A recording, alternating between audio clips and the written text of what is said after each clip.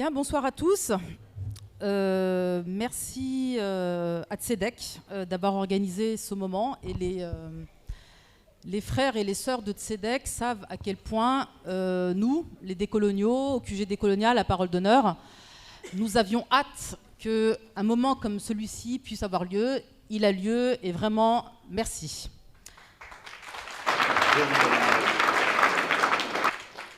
Alors, je crois que l'intitulé de cette table ronde, c'est « Faire bloc contre la répression ». Je propose un titre à mon intervention qui est « Faire bloc contre les sionistes de gauche ».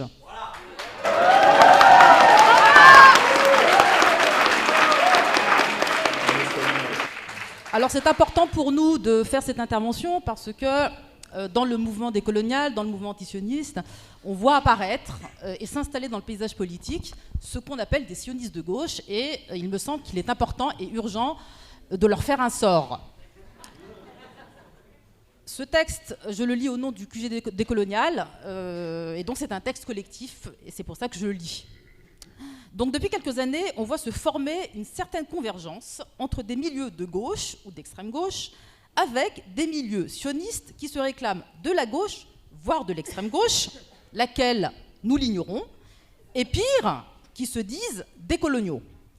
Cela permet à ces derniers de trouver un espace safe, loin des islamo-gauchistes pro-palestiniens, mais cela permet également à la réaction d'avoir de nouveaux relais qui ne sont ni de droite ni d'extrême droite, dans le milieu de gauche. En France, ces groupes s'appellent RAR, JJR, et plus récemment Golem. Leurs figures, Memphis Kriegberg, Jonas Pardo et plus récemment, malheureusement, Aria Halimi. Attention, il ne faut pas surestimer ce phénomène qui est loin d'être un mouvement de masse et qui se limite surtout à un travail idéologique. Mais le nombre importe peu. C'est plutôt la diffusion de ces idées qui est inquiétante et surtout la complaisance avec laquelle ils sont accueillis, notamment dans un média comme Mediapart. Mediapart a en effet fait un partenariat avec les JJR pour avoir des formations sur l'antisémitisme.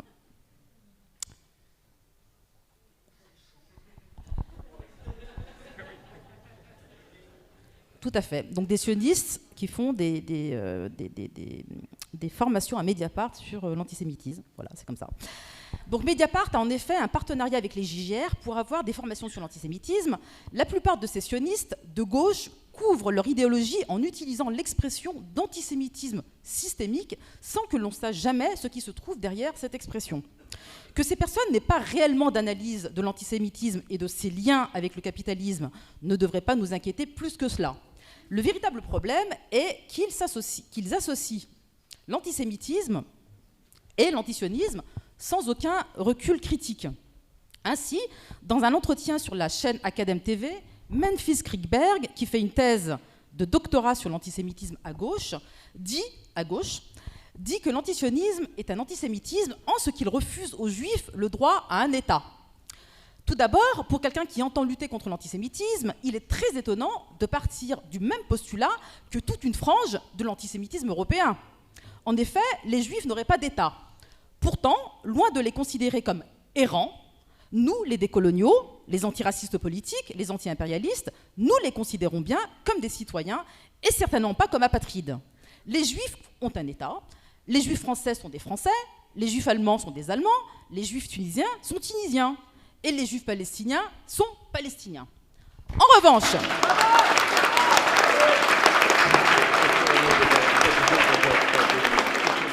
En revanche, ce qui constitue à la fois un scandale moral et un défi historique, c'est de reconnaître à des juifs polonais ou états-uniens un quelconque droit à revendiquer l'existence d'un État en Palestine.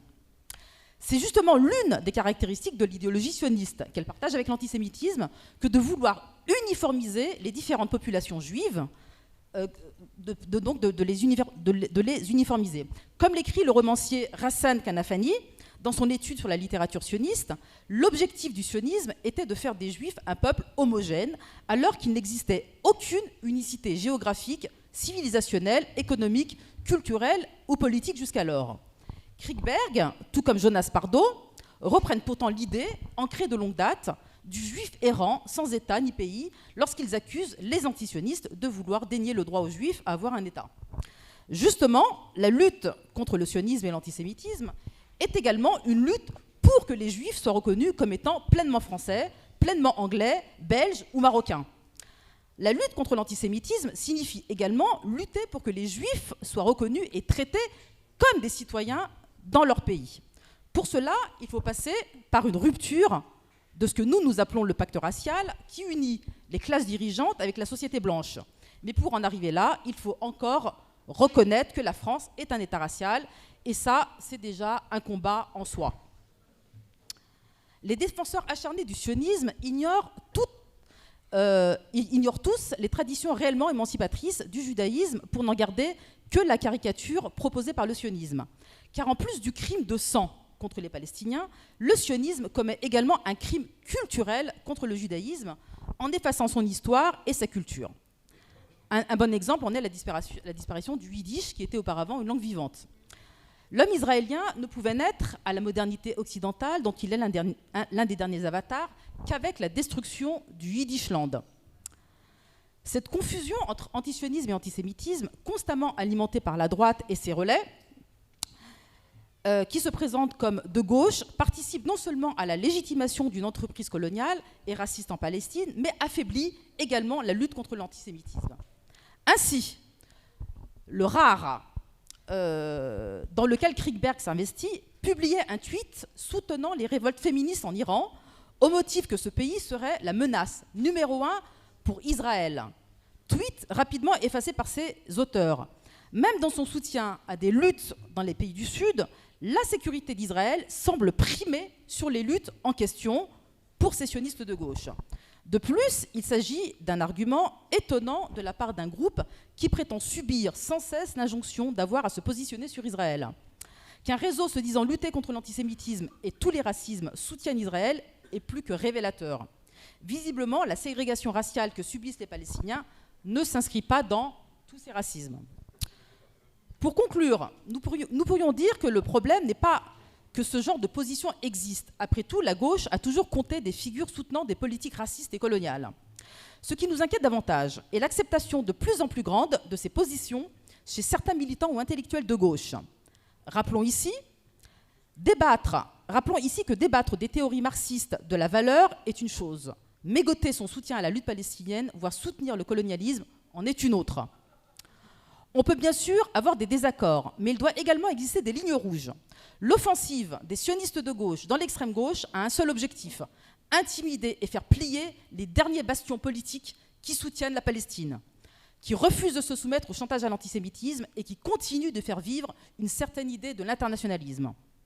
Ce qui est insupportable pour eux, c'est que tout le champ politique français ne se soit pas encore soumis à la bonne conscience sioniste. Ce qui est insupportable pour eux, c'est que finalement, il n'y a pas assez d'antisémitisme dans le mouvement pro-palestinien.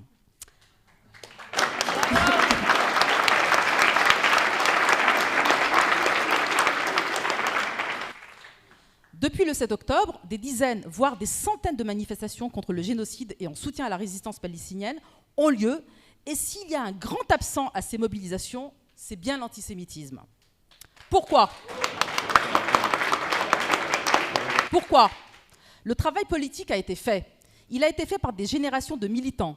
Ce travail, c'est celui qui a consisté à politiser la question et à former l'opinion et la jeunesse et qui a su pendant de longues années et sans relâche faire la distinction entre juifs et sionistes.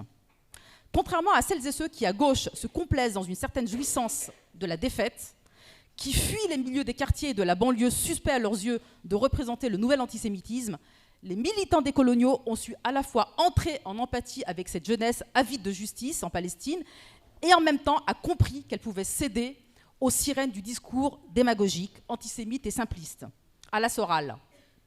Aujourd'hui, je le dis avec fierté et en toute connaissance de cause, c'est dans le milieu pro-palestinien organisé que les Juifs sont non seulement le plus en sécurité, mais aussi où ils sont les mieux accueillis, car dans le milieu antisioniste...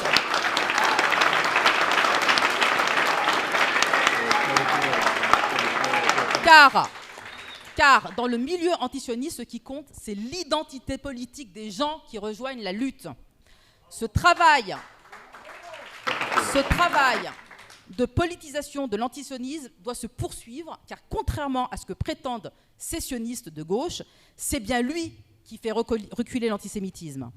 Le seul lieu que je connais qui développe l'antisémitisme, c'est d'une part l'État français par son soutien à Israël et son philosémitisme paternaliste, ainsi que l'extrême droite. C'est-à-dire ceux-là même qui ont soi-disant organisé une manifestation contre l'antisémitisme le 12 novembre dernier et qui était, dans les faits, une manifestation islamophobe, anti-palestinienne, mais aussi antisémite à cause de ce lien organique auquel elle souscrit entre Israël et les Juifs. Rappelons-nous que le collectif Golem s'est créé à ce moment-là et que son premier acte a été de reprocher à la FI et aux antiracistes de ne pas s'y joindre. Je répète, leur premier acte public a été de reprocher à des antiracistes de ne pas se joindre à des racistes. Je vous laisse.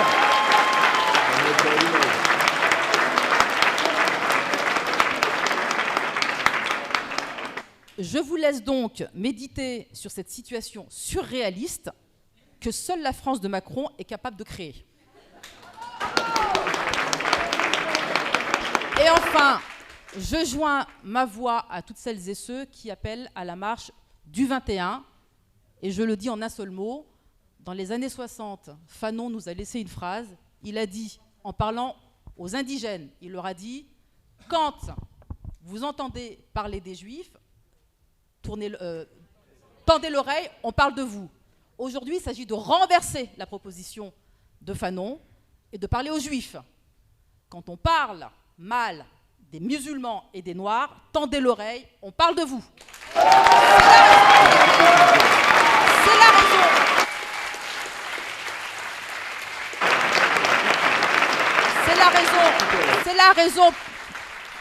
C'est la raison pour laquelle il ne doit manquer aucun juif à la marche du 21 avril 2024. Merci. Bravo! Bravo!